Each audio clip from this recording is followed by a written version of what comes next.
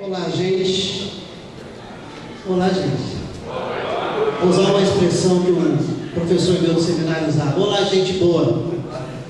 A nossa expressão tem sido olá, cretaiada.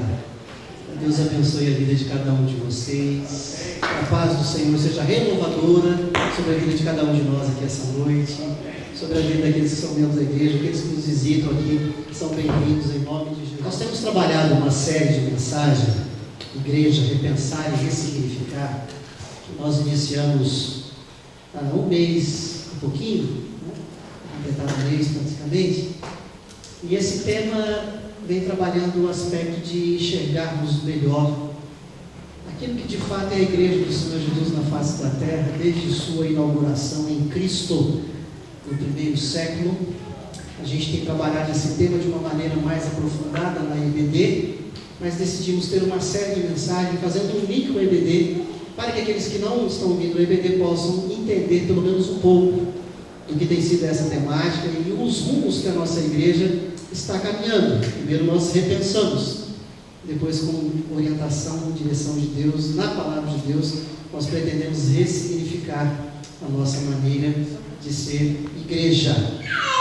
E dentro dessa temática é inegável que alguns desconfortos vêm sendo gerados na vida de vários irmãos. E eu quero que os irmãos fiquem em paz quanto ao gerar de desconforto, quanto ao gerar de crises, de mensagens e aulas que talvez em alguns momentos, vários pontos estão sendo diferentes daquilo que você concebeu em toda a sua vida enquanto igreja. E eu quero que você saiba que o pastor está em paz, que o pastor continua tendo o maior amor por cada irmão e que você tem todo o direito de viver essa crise, que você tem todo o direito de falar, mas por quê? Mas não era assim? Tem todo o direito. Eu só peço que você tenha o direito também de continuar acompanhando a fundo cada mensagem, cada reflexão. Se você não vem na EBD, acesse o YouTube da igreja, lá estão as aulas, para que você possa entender que é com amor, graça, temor e tremor diante de Deus que a gente vem trabalhando essa temática. Mas as concepções são diferentes. Eu penso de um jeito, às vezes você de outro, às vezes outra pessoa de outro jeito. E tudo isso é explicado. Nós vamos ver dois vídeos. Primeiro é um vídeo que vai mostrar a ilusão da ótica. Depende muito do óculos com o qual eu vejo algumas coisas. Isso tem a ver com o conceito de igreja. É um vídeo rápido, no meu modo de ver, 1 minuto e alguns segundos. E como não vai aparecer o que escreve ali para você sacar, eu vou falar agora. Você vai observar o trem no trilho. E você vai dizer a direção a qual esse trem corre no final do vídeo, ok? Preste bastante atenção para você ver qual é.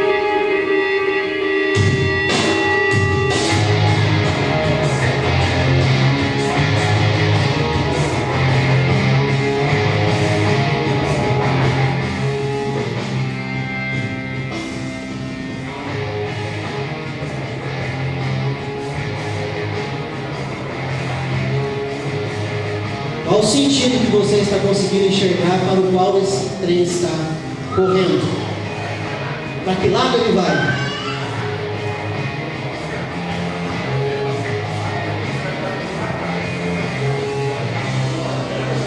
É porque nem tudo que é óbvio é tão óbvio assim.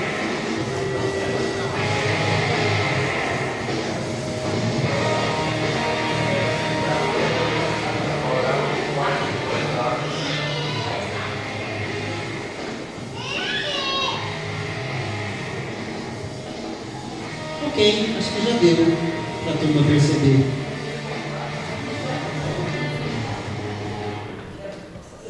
Para que lado esse trem corria? Para trás? Para frente? Para os dois lados? Depende da ótica. Não é a ótica com a qual eu comprei o meu óculos. Depende da ótica, da cosmovisão de cada um de nós.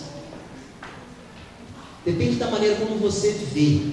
Alguns viram ele correndo tanto para frente, depois para trás. Outros viram ele correndo só para frente. Outros viram ele correndo só para trás. Qual está certo? Depende da ótica. Há um próximo vídeo que nós vamos ver, eu vou pedir para pausar em um determinado momento e continuar a partir do outro, senão ele vai ficar muito longo, que fala dessa definição de cosmovisão. Porque às vezes a maneira qual você enxerga a igreja é a maneira como você veio concebendo e passou a ter visão do que é a igreja para você, então você passa a viver a igreja assim. Mas depende muito da cosmovisão de cada um de nós. Então, preste atenção nessa definição breve de cosmovisão desse pastor que a gente conhece, conceituado, e por isso a gente coloca aqui.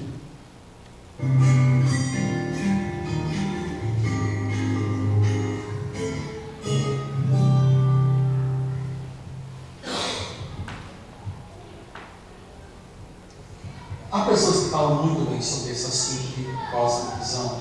E deixa eu só dar uma palha sobre isso para ajudar. A cosmovisão é o conjunto de ideias que, digamos, formam a base para seus conceitos, atitudes, decisões na vida. São assim os pressupostos. Por exemplo, dizer que tudo é relativo não é algo que você pode provar. Ok, vamos dar um corte aqui. Até porque o momento que você tentar provar isso, você está afirmando de uma pressupostos, aquilo que você vem tendo como conceito do que é algo. Nós vamos andar um pouco, vamos pular em 2 minutos e 20 e vamos dos 2 minutos e 20 segundos aos 3 e 10. Tem paciência com o pessoal da mídia lá para fazer isso. E ali, a partir do que nós vamos continuar a ouvir, depois que ele deu a definição de cosmovisão, esses pressupostos de ideias que nós vamos ter. Está seguro. Qualquer coisa, até volto para minha base, volto para meu ponto de partida. A cosmovisão é o conjunto de ideias que formam o seu ponto de partida. E, infelizmente, essa base, que faz parte, digamos, da cesta básica mental do ser atual, é muito frágil e é muito confusa e muito mal formada. É formada por coisas que você ouve na televisão, em música popular, você vê nas novelas, no papo entre artistas, nas revistas caras. A maioria das pessoas tem uma cosmovisão muito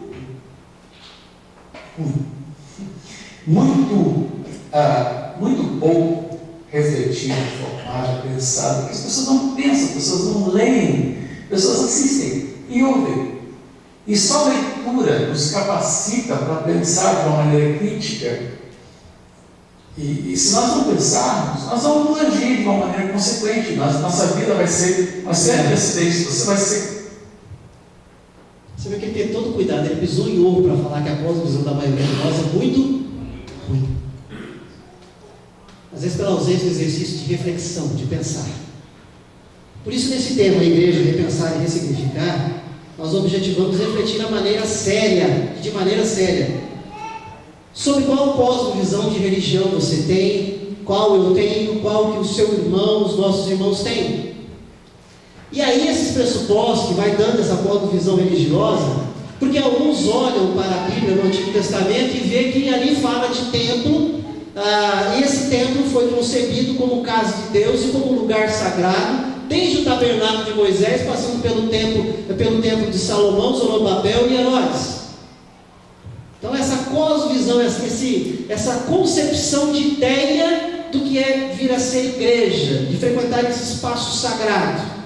E hoje no século 21, e eu chamo a sua atenção para isso, você parou para pensar, eu dei uma pincelada nisso na EBD hoje, de quando os judeus vão ao lugar de reunião deles para cultuar Yahvé, o mesmo Deus que eu e você cremos, o que está escrito na frente do prédio onde eles se reúnem para adorar Yahvé?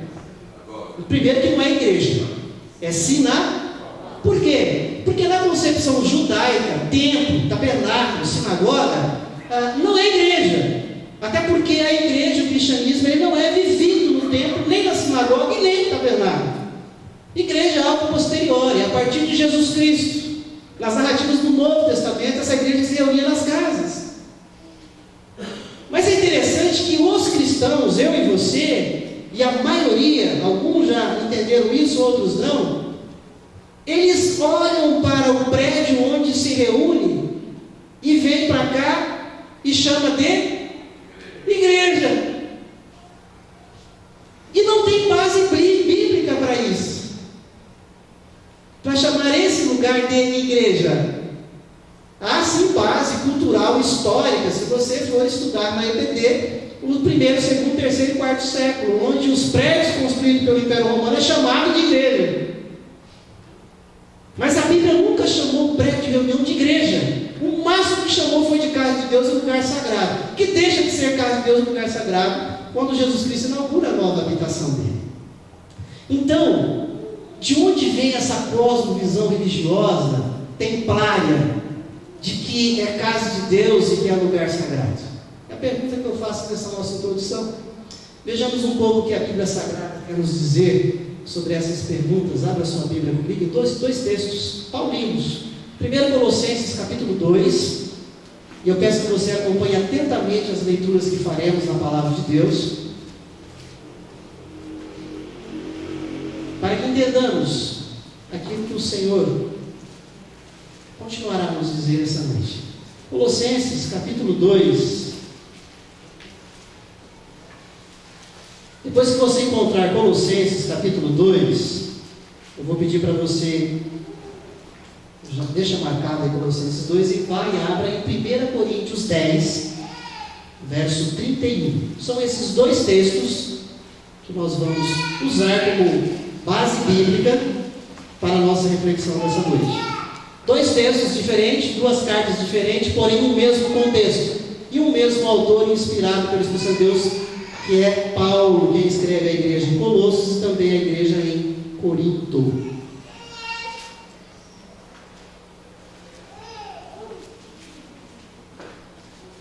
Nós vamos ler primeiro o texto de Colossenses,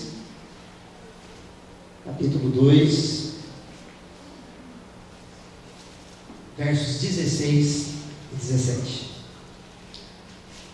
Ninguém, pois, vos julgue por causa de comida e bebida, ou dia de festa, ou lua nova, ou sábados, porque tudo isso tem sido sombra das coisas que haviam de vir, porém o corpo é de Cristo.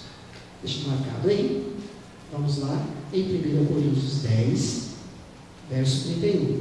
Cartas diferentes, em tempos diferentes, não muito distantes, mas escrito pelo mesmo servo de Deus, o apóstolo Paulo, inspirado pelo Espírito Santo de Deus, para trabalhar uma mesma dificuldade que duas igrejas viviam no primeiro século. 1 Coríntios 10, 31 diz a palavra de Deus: portanto, quer comais, quer bebais, ou façais outra coisa qualquer, fazei tudo para a glória de Deus. Eu escolho como título dessa mensagem, minha vida religiosa. Minha vida religiosa. E aí você pega para você o título, a sua vida religiosa. Em primeiro lugar, minha vida religiosa, ela é embasada a partir do Antigo Testamento. É diferente de algumas pessoas que às vezes falam, do jeito que o pastor fala, outras pessoas estão falando, então o Velho Testamento, o Antigo Testamento não tem mais valor. Ninguém nunca disse isso. Nós vamos ver que isso é fato. A minha vida religiosa ela é embasada a partir do Antigo Testamento, que começou por uma estrutura judaica. Quando nós olhamos para o verso 16, até o início do verso 17, de Colossenses 2, o apóstolo Paulo está dizendo assim: a igreja se reunia em uma das casas, lá no primeiro século. Diz assim: ninguém, pois, vos julgue por causa de comida e bebida, ou dia de festa, ou lua nova, ou sábados, porque isso tem sido sombra das coisas que viriam. Enquanto o apóstolo Paulo está escrevendo à igreja de pessoas convertidas a Jesus Cristo, que se reuniam em casas no primeiro século, muitos judeus que se converteram ao cristianismo deixaram de frequentar o templo, deixaram de frequentar a sinagoga e passaram a frequentar as residências, as casas, onde a igreja, daqueles que se converteram ao cristianismo se reunia. Eles ainda traziam muitos conceitos arraigados da lei mosaica neles. Não era fácil para eles, mesmo tendo se convertido a Jesus Cristo, abandonar de bate-pronto os conceitos judaicos.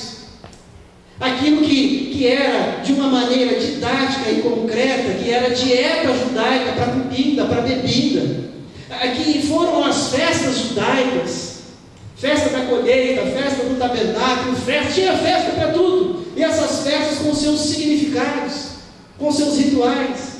Mas também fala aqui de calendário, quando fala de dia em relação à lua, o dia do calendário, como que eles trabalhavam toda essa liturgia deles. E fala também do sábado, do dia sagrado.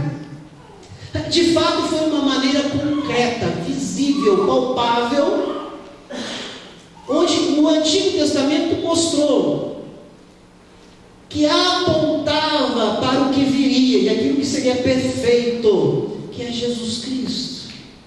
Então, conquanto a minha vida religiosa é embasada a partir do Antigo Testamento, é porque todos esses costumes judaicos da lei mosaica apontam na minha consciência o perfeito que é Cristo que viria. Então tudo isso, dieta, festas, calendário, dia sagrado, ainda continua tendo o seu valor para quem segue o judaísmo. E devemos respeitá-los do que eles creem, porque é assim que eles creem. É tudo isso, dieta, festas, calendário, dia sagrado, espaço sagrado, segundo a narrativa bíblica que lemos no Novo Testamento, e aí narrativa esta aceita pelos cristãos, além do Antigo Testamento. O Antigo Testamento serve de base, sim, para mim, para você, para a cristão, mas para apontar o que viria, Cristo. O que os judeus ainda continuam apenas com a Torá e os profetas do Antigo Testamento. Eles não creem no Novo Testamento, mas nós cremos. Toda essa dieta, essas festas, calendário, dia sagrado, espaço sagrado, tudo isso já foi, tudo isso passou. Daí a palavra que nós vemos no verso 17, eu chamo sua atenção, capítulo 2 de Colossenses, verso 17, para a palavra sombra, porque tudo isso tem sido, leia comigo, sombra. Agora não vai dar para ilustrar legal, enquanto a luz está projetando aqui, mas durante o dia eu creio que você já observou, você caminhando naquele dia de muito sol, e aí de repente você olha para o lado, e se você está próximo a uma árvore, melhor ainda, e você vê a projeção da sua sombra. Só que a sombra, ela passa, e essa que você viu agora não volta, que você virá ou verá, será outra. E quando o apóstolo Paulo, escrevendo essa carta à igreja que se reúne nas casas, lá na cidade de Colosso, ele está dizendo assim: olha, toda essa festa, esses dias sagrados, esse espaço sagrado, tudo isso foi sombra. E essa sombra de fato ela serviu de apontamento. Mas a sombra passou, ela não serve mais. Ela só serve para nos ensinar a confirmar o que o Novo Testamento mostra, o Cristo perfeito que veio. Não é que a sombra não tem mais o seu valor, tem, porque ela é que nos remete ao que veio, ela que confirma a promessa cumprida. Tudo isso já passou, porque tudo isso tem sido sombra das coisas que haviam de vir. Então você vimos que a sombra teve a sua serventia, ela ajudou como seta, apontamento para o que viria. Nós vamos ver em segundo lugar, minha vida religiosa, embasada, solidificada no Novo Testamento. Eu vou repetir, a minha vida religiosa, embasada e solidificada no Novo Testamento. Na promessa cumprida, verso 17, a parte B de Colossenses 2. Eu vou ler inteiro e frisar a parte B, porque tudo isso tem sido sombra, agora reforçando, das coisas que haviam de vir. O que viria? O que o Antigo Testamento, essa sombra, para o que ela está apontando? E o verso 17 continua dizendo Cristo. E o Cristo, segundo o Novo Testamento, que eu e você lemos e estudamos, diz que Ele já veio. E em sua vida, e em minha vida, e na vida de todo cristão, já exerceu o cumprimento da lei mosaica. Jesus já cumpriu tudo isso na cruz do Calvário. Não precisa mais da dieta, não precisa mais do calendário, nem do dia sagrado, e nem do espaço sagrado judaico. Porque considerado sagrado, eles apontaram para uma nova vida em Cristo. E como Cristo já veio, a lei se cumpriu, teve o seu papel. A minha fé, a sua fé, como cristão que professamos ser, ela precisa continuar sendo embasada e solidificada no Novo Testamento, prosseguindo como igreja, corpo de Cristo. Verso 17, o finalzinho dele diz: porém, o corpo, quem me diria comigo, é de Cristo. E esse corpo de Cristo, o qual eu e você fazemos parte dele. Esse corpo de Cristo, que é o tabernáculo, a habitação a qual ele escolheu e inaugurou a partir de sua morte e ressurreição, é que não seria mais templo feito por mãos humanas, como a narrativa de Atos, capítulo 7, na voz de Estevão, nós aprendemos.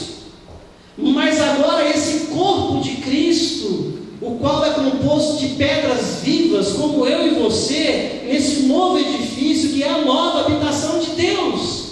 Conforme as mensagens anteriores, uma delas, 1 Coríntios 3, 16 a 17, quando nós frisamos o que Paulo escreve àquela igreja: não sabeis que sois santuário de Deus, e o santuário de Deus que sois vós é sagrado. São vocês, não é mais um lugar.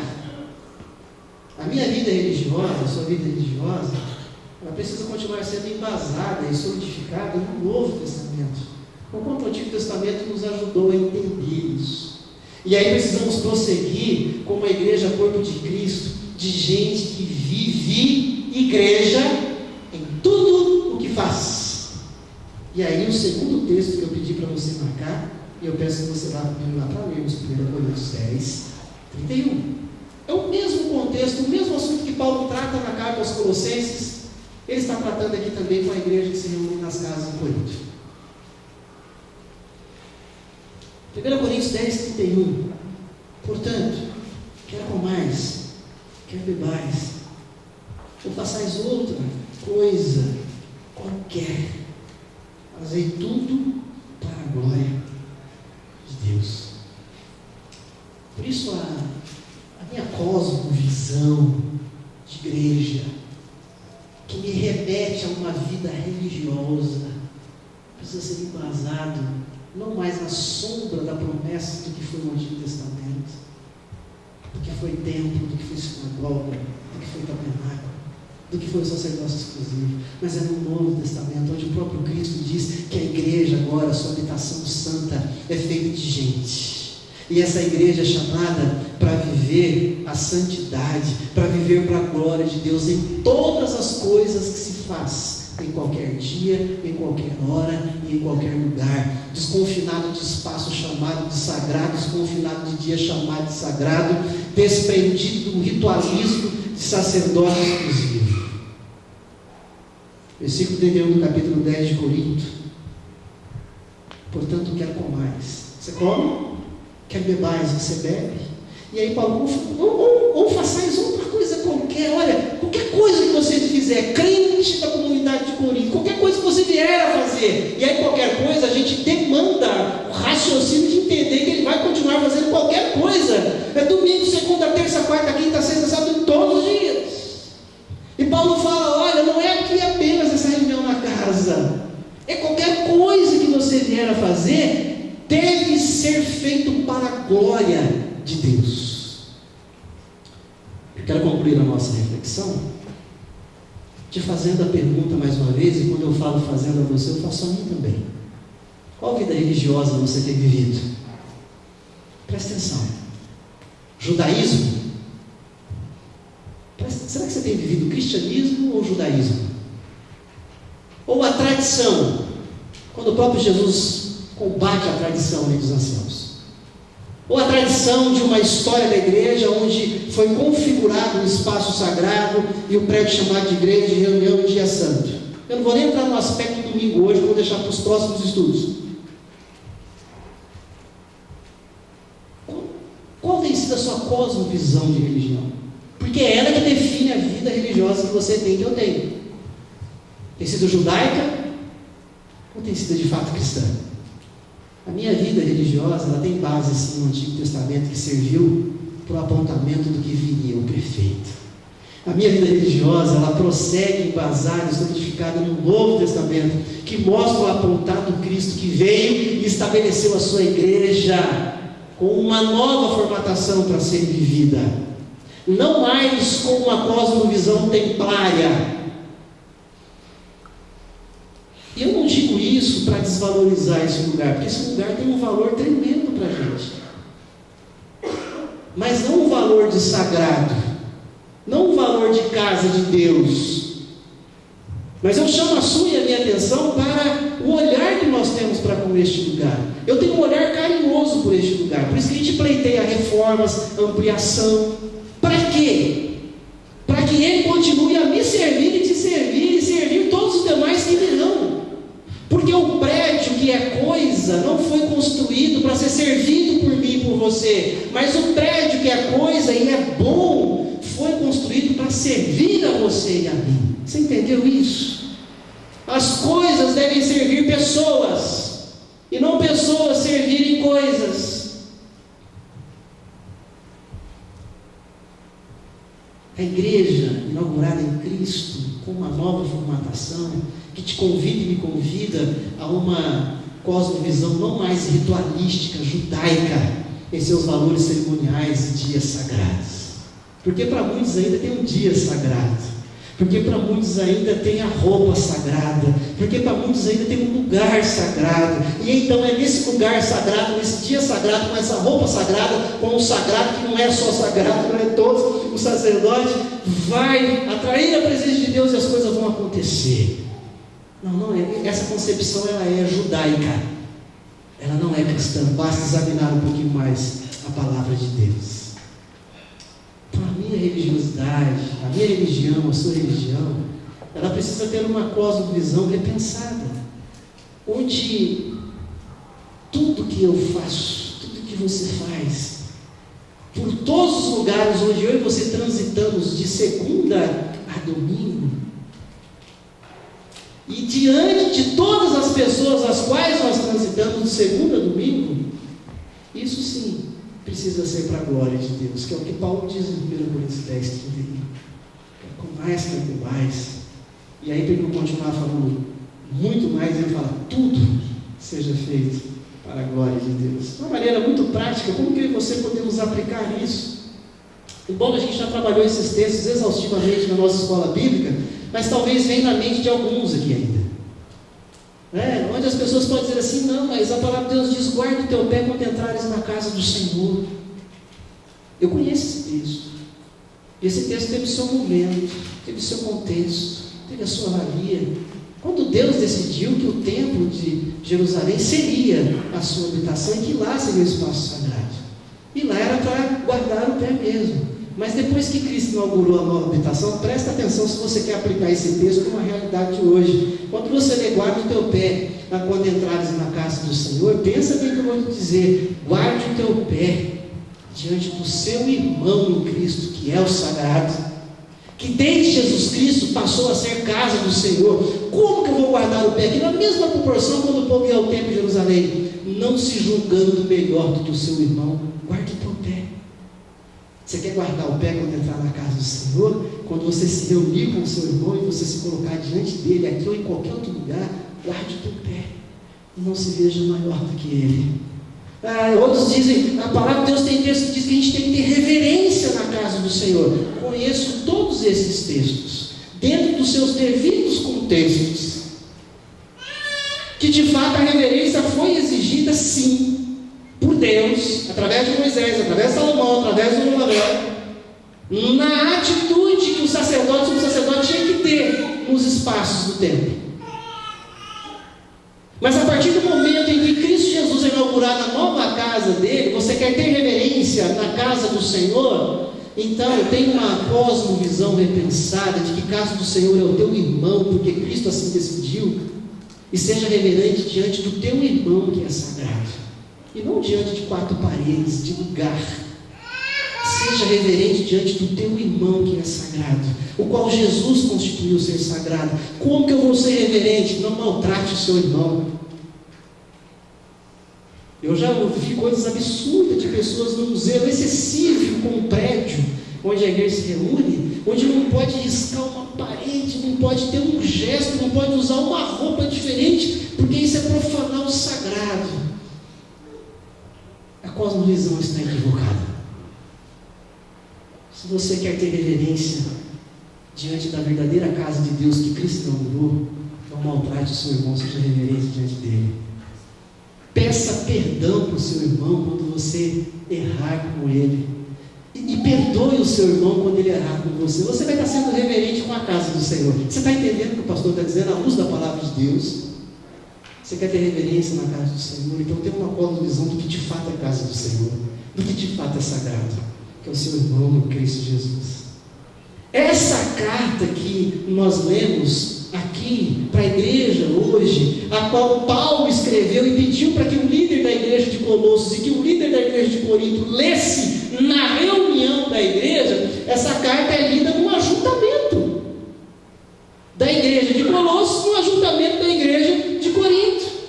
Daí o valor sim de se ter um lugar para uma reunião onde vem muita gente que não vai caber na sua casa nem na minha. Daí sim o valor de vivermos ajuntamentos, que é diferente da ideia de alguns. Então não precisa desse lugar, então não precisa de ajuntamento, não é nada disso que ele está dizendo. Nós estamos dizendo o que de fato é sagrado, o que de fato tem que ter reverência, o que de fato a gente tem que amar. Mas Paulo escreve isso para um ajuntamento numa residência. E hoje nós temos esse espaço, prédio, feito para que nos sirva, e não ao contrário. Nós temos esse espaço maior, e graças a Deus por ele, porque na minha casa não caberiam todos vocês. E eu acredito que ninguém tem uma casa aqui que caibam todos. Mas se tiver, você avisa que eu quero fazer um culto doméstico lá, beleza? Mas talvez lá na sua casa não vai ter todo esse aparelhamento midiático, telão, data show, a filmadora, projeção para YouTube, não vai ter essas poltronas confortáveis, não vai ter um microfone. Então por isso é bom esse lugar e devemos valorizar esse lugar e zelar por ele. Mas por um lugar que nos serve, um lugar que serve o verdadeiro sagrado, que é o cristão, você e eu, e não o cristão que serve o lugar para ser sagrado. É bom termos esse lugar para nos reunirmos, porque com toda essa aparelhagem, nós podemos ter uma didática, uma pedagogia, onde possibilita no ajuntamento, na coletividade, eu e você vivermos o ensino e a aprendizagem. Possibilita eu e você vivermos a comunhão com um número maior de irmãos. E aí até descemos no salão social entre a EBD e o culto, para termos ali meia hora, quando o pastor não atrasa o fim da EBD, para ter meia hora de café, de bate-papo. Esse lugar nos serve. Não é eu e você que temos que servir o lugar, porque o sagrado é você e sou eu. Esse lugar nos ajuda a cultuarmos a Deus juntos, orando, refletindo na palavra de Deus, cantando louvores de adoração a Deus. E é o que nós vamos terminar fazendo, chamando o Adão Jovem aqui à frente. Esse lugar é bom para isso. Mas voltando os olhos à palavra de Deus enquanto o Adão Jovem vem aqui à frente, segundo o que Paulo escreve à igreja em Colossos, capítulo 2, versos 16 e 17, o espaço já foi sagrado e sombra daquilo que viria a ser sagrado. O dia já foi sagrado e sombra do que viria a ser sagrado, porque todo dia é dia de vivermos para a glória de Deus. Eu não posso viver uma pobreza, uma miséria de querer só no domingo viver para a glória de Deus, no culto a Deus. E que se tange ao culto coletivo, ok. Mas dizer que depois disso eu não vivo mais para a glória de Deus, eu estou dicotomizando a minha vida diante do espaço do tempo. E a palavra de Deus em 1 Coríntios 10:31 diz que quer comais, quer bebais, ou façais outra coisa qualquer, tudo seja feito para a glória de Deus. Talvez alguns estejam com um pouco mais de crise. Talvez alguns estejam assim, eu concordo. Você tem todo o direito. Você é livre. Depende da ótica, do trem, do trilho. Depende da cosmovisão. Mas depende muito mais de como foi construído a sua cosmovisão. A minha cosmovisão. A sua cosmovisão, ela foi construída só de assistir o que falaram que é igreja? Ou você leu, você estudou, você refletiu, você se debruçou, você repensou. Essa é a questão. E aí eu concordo com o que esse pastor disse. Infelizmente, ainda a cosmovisão da maioria de nós é muito ruim. Mas o nosso desejo, o nosso esforço pastoral e conselho dessa igreja é que a nossa cosmovisão de religião seja mais aguçada,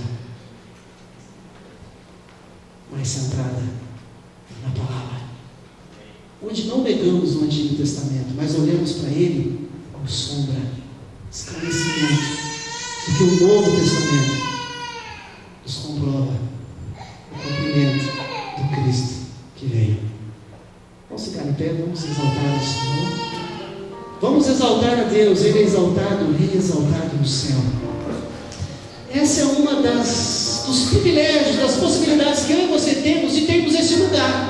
Porque, como eu disse, na minha casa não seria possível isso, com todo mundo lá. Não tem esses recursos todos. Então o valor desse lugar é isso, ele não serve para isso.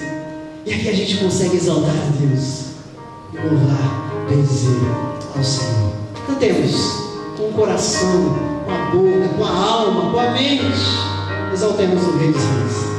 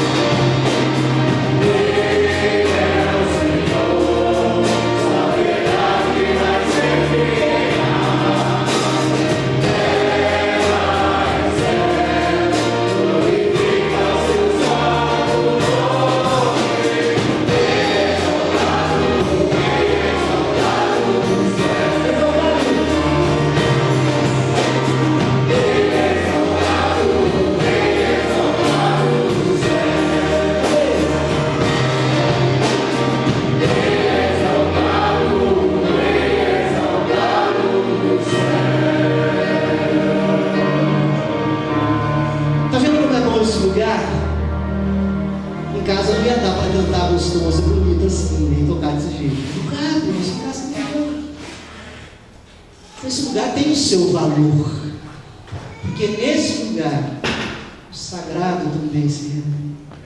Mas ao sairmos daqui no final do culto, o sagrado continua lá fora.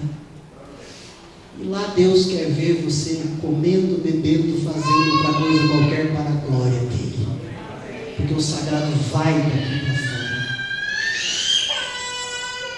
Talvez eu diria a você que é mais fácil ser sagrado aqui do que lá fora. Você concorda comigo? Mas é o que a palavra de Deus me chama de chama.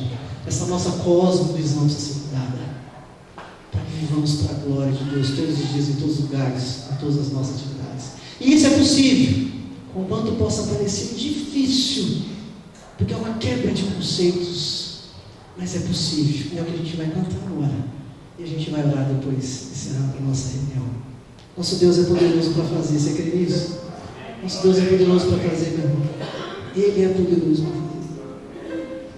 mudança, de quebra de paradigma, toda mudança de cosmovisão, à luz da palavra, sendo conferida à luz da palavra, Deus é poderoso para fazer. Então cante nesse nome de Jesus.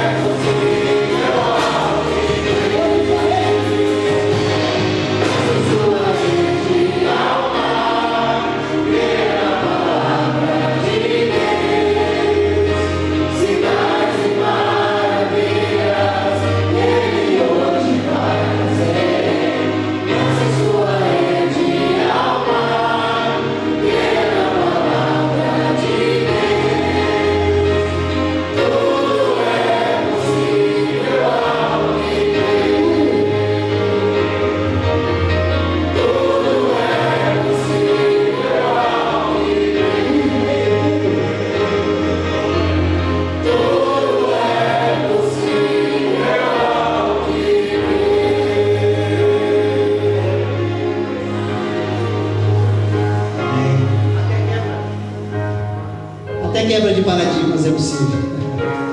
Eu sou tão ser humano quanto você. Eu tanto vivo crise como você vive. Parece que não? Só Deus sabe. E um pouquinho a minha esposa, que me acompanha de perto. E que às vezes se preocupa com as minhas crises. Que eu digo que são santas. E nos leva a crescer. Porque mexe com vocês. É possível termos uma cosmovisão transformada. É possível vivermos mais próximo de igreja, que a palavra de Deus nos mostra. De uma maneira mais bíblica, menos judaica, menos tradição. Toda a tradição bíblica tem o seu valor, mas a tradição humana é perigosa. E aí nós vamos orar por um pedido de oração que chegou aqui, que é o sogro da Vasti. Ela é filha da nossa irmã Sônia. O sogro da Vasti faleceu. Obviamente a Vasti, o seu esposo, familiares, netos, vivem a dor do luto. Nós vamos orar então pela Vasti, pela família, para que Deus possa abençoá-los. Mas essa oração vai ser inserida também a maneira como nós vamos encerrar o nosso culto hoje. E aqui de uma maneira prática, a partir do pastor para com você, abra sua Bíblia comigo lá em número 6. Não vou pregar, já preguei, tá? É só para legitimar o que nós vamos fazer. Nós vamos fazer de novo, né? Porque eu fiz domingo retrasado, domingo passado eu fiz diferente, hoje eu estou fazendo de novo o que eu fiz domingo retrasado. Domingo que vem, que jeito que eu vou fazer, eu não sei, mas a gente vai aprender. Enquanto algumas questões vêm sendo estabelecidas tradicionalmente, institucionalmente, na vida de cada um de nós, a gente volta sempre os olhos à palavra de Deus. E aí quando a gente vai observando a palavra de Deus, o que de fato ela nos convida a viver, a gente tem que viver, a gente não pode dizer de novo que não viu. E o que diz aqui em número 6, do 22 ao 27, disse o Senhor a Moisés: falarão e a seus filhos, dizendo: assim abençoarei os filhos de Israel, e dir-lhes-ei: o Senhor te abençoe e te guarde. O Senhor faça resplandecer o rosto sobre ti e tenha misericórdia de ti. O Senhor sobre ti levante o rosto e te dê a paz. Assim porão o meu nome sobre os filhos de Israel, e eu os abençoarei. Meus irmãos, de uma maneira muito prática, com todo respeito àquilo que talvez você e eu aprendemos há décadas. Quem que Deus chama para falar para quem? Deus chama Moisés, certo? Para falar para quem abençoar o povo. Quem era Arão? Sacerdote. Ok? No Antigo Testamento, serve para ensinar que houve uma classe sacerdotal exclusiva, a qual ficava na porta do tabernáculo ou do templo, lendo as escrituras e cantando, abençoando o povo, que não era sacerdote.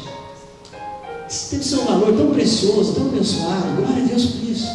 Porque isso era sombra, isso aí apontava para o sacerdócio universal de todos os crentes, o qual Cristo iria inaugurar.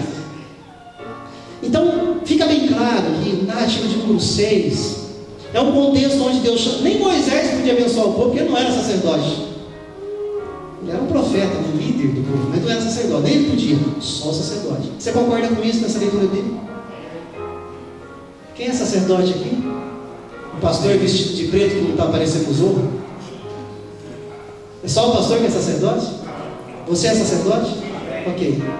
1 Coríntios, capítulo 13, verso 13. O apóstolo Paulo finda uma de suas cartas dizendo: a graça de nosso Senhor e Salvador Jesus Cristo, o amor de Deus nosso Pai, a comunhão, o consolo do Espírito Santo de Deus seja sobre todos. Volte os olhos aqui. Quem, presta atenção, escreve, isso é uma carta, isso não é fim de culto, ok? O contexto de 1 Coríntios 3,13 não é fim de culto, é uma carta que Paulo escreve, possivelmente em uma de suas prisões em Roma, e manda essa carta para ser lida na igreja de Corinto. E o líder da igreja está lendo: olha, gente, eu vou encerrar a carta. Paulo disse que a graça de nosso Senhor e Salvador Jesus Cristo seja sobre nós. Pergunta: quem foi Paulo? Apóstolo. Quem é o pastor Arnold? Se alguém falar apóstolo, eu vou pegar lá fora. Um miserável pecador igual a você. Você está entendendo? Agora, independente do que você concebeu historicamente, tradicionalmente, uma consciência bíblica honesta, tem sentido eu ficar aqui na frente, estendendo a mão para te dar bênção apostólica? Me responda sinceramente. Tem sentido eu aqui na frente sozinho estender a mão para te dar bênção sacerdotal? Biblicamente tem. Então, meus irmãos, é por isso que eu pedi para você abrir Números, E a gente não vem fazendo isso de sopetão, a gente vem construindo na palavra. Então você pode pegar na sua Bíblia, em número 6, já que você entende que você também é sacerdote.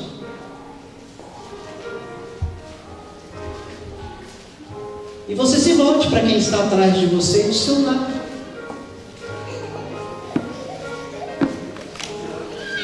Pode ficar tranquilo que talvez no domingo que vem eu, sei lá. Volte para quem está do seu lado, atrás de você, e diga assim: o Senhor te abençoe e te guarde. O Senhor faça resplandecer o rosto sobre ti e tenha misericórdia de ti. Encerrando no verso: o Senhor sobre ti levante o rosto e te dê a paz. Agora volte seus olhos aqui. Você se sentiu mais ou menos abençoado? Sinceramente, você respondeu só no seu íntimo, tá? Porque não foi o pastor que perdeu a bênção. Então não foi, querido. Porque a cosmovisão religiosa que o seu pastor vem tendo à luz da palavra de Deus, com muito zelo e cuidado, não me permite mais na minha consciência achar que eu tenho esse direito e você não tem. Porque você tem. Agora creia que você é tão abençoado com o seu irmão que te abençoe do lado, como quando o pastor sozinho faz isso aqui. E o pastor está de peito aberto, coração aberto, para tomar café com você, chocolate, beber água na sua casa, na minha casa, ou na sala pastoral, para você dizer assim: pastor, eu não estou entendendo isso, porque mas não é assim, mas a igreja não diz que é assim. Vamos lá, querido, fala, e nós vamos à luz da palavra de Deus. Porque o que esse pastor menos quer ou nada quer é se achar mais do que vocês, mas igual a vocês. Porque quando eu e você saímos dessa porta, não é só esse sacerdote aqui que tem que continuar comendo, bebendo, e tudo que eu vier a fazer será feito para a glória de Deus, é você também. Porque esse sacerdote vai sair daqui, vai voltar na quinta-feira para a inauguração, tem sido uma bênção, e vai voltar no domingo. Eu não vou voltar com a obrigação de ter jejuado, orado e lido mais a Bíblia do que você, para que eu então venha com o poder. Você tem a mesma obrigação que o pastor tem. Porque você também é sacerdote. Porque você também é o sagrado. Feche seus olhos, vamos orar. Pai, bendito e exaltado seja o nome do Senhor. Com tudo isso, Deus, que nós temos olhado para a Tua palavra e compartilhado com essa pequena igreja, mas amada pelo Senhor, amada por mim como pastor, amada pela liderança, pelos irmãos. Deus, ajuda cada um aqui, na iluminação do Teu Espírito Santo, a ter a Tua palavra saltando aos olhos, a mente, a alma de cada um, para que de fato vivam aquilo que o Senhor nos tem chamado desde o primeiro século em Cristo para vivermos como igreja. Ajuda-nos, Deus, em todas as crises, todos os questionamentos, que sejam colocados em oração diante do Teu trono de glória e aguardados em graça, em paciência e longanimidade, vinda do Senhor, em conversas e indagações saudáveis, respeitosas, amorosas, à luz da Sua palavra. Faz isso comigo, faz isso com os meus irmãos. Continue ministrando a nós.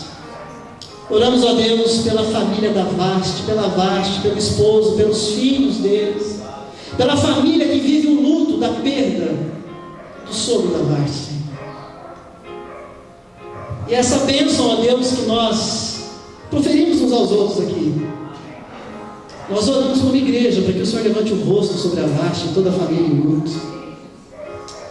Que essa bênção também alcance essa família com a Tua paz, que só o Senhor pode dar. E assim nós oramos, Deus, agradecidos, em nome de Jesus. Amém. Vamos na paz do Senhor. Lance sua rede ao mar. Cante. Nasce sua rede alma.